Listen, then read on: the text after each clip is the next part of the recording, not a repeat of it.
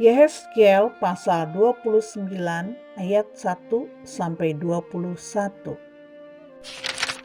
Nubuatan melawan Mesir dan Fir'aun.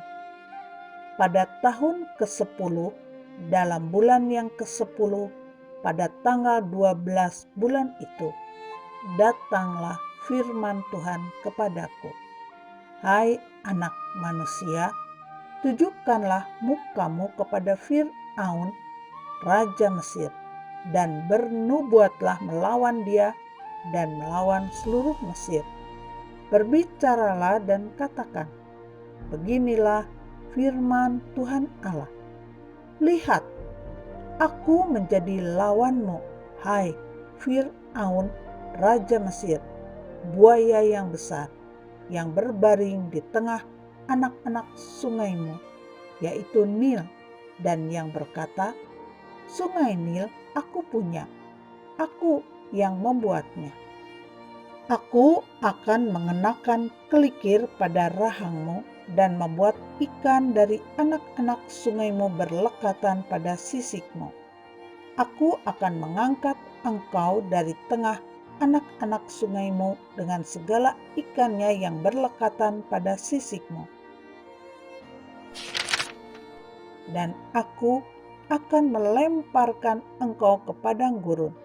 Ya, engkau dengan segala ikan anak-anak sungaimu. Engkau akan jatuh di padang dan tidak akan dipungut atau dikubur. Aku memberikan engkau menjadi makanan binatang-binatang liar dan burung-burung di udara. Dan semua penduduk Mesir akan mengetahui bahwa akulah Tuhan. Oleh karena engkau ibarat tongkat bambu bagi kaum Israel.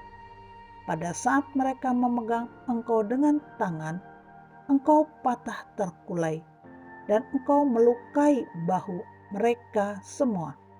Dan waktu mereka bertopang padamu, engkau patah, dan engkau membuat mereka semua terhuyung-huyung. Oleh sebab itu, beginilah firman Tuhan Allah. Sungguh, aku mendatangkan pedang atasmu dan melenyapkan manusia dan binatang daripadamu, sehingga tanah Mesir akan menjadi sunyi sepi dan menjadi reruntuhan, dan mereka akan mengetahui bahwa akulah Tuhan. Oleh karena engkau berkata, sungai Nil aku punya, aku yang membuatnya, maka sungguh aku menjadi lawanmu dan lawan anak-anak sungaimu, dan aku akan membuat tanah Mesir menjadi reruntuhan dan menjadi sunyi sepi, mulai dari Migdol sampai Siene, bahkan sampai perbatasan tanah Ethiopia. Tidak seorang manusia pun akan melintasinya, bahkan seekor binatang pun tidak, dan tanah itu tidak akan didiami selama 40 tahun. Aku akan membuat tanah Mesir menjadi sunyi sepi di tengah negeri-negeri yang sudah dimusnahkan, dan kota-kotanya akan menjadi sunyi sepi di tengah kota-kota yang diruntuhkan selama 40 tahun. Aku akan menyerahkan orang Mesir di antara bangsa-bangsa dan menghamburkannya ke semua negeri.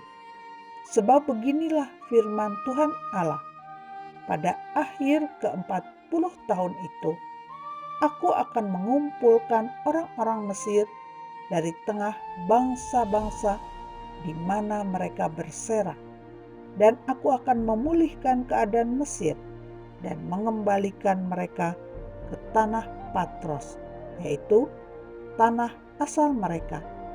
Dan di sana mereka menjadi kerajaan yang lemah.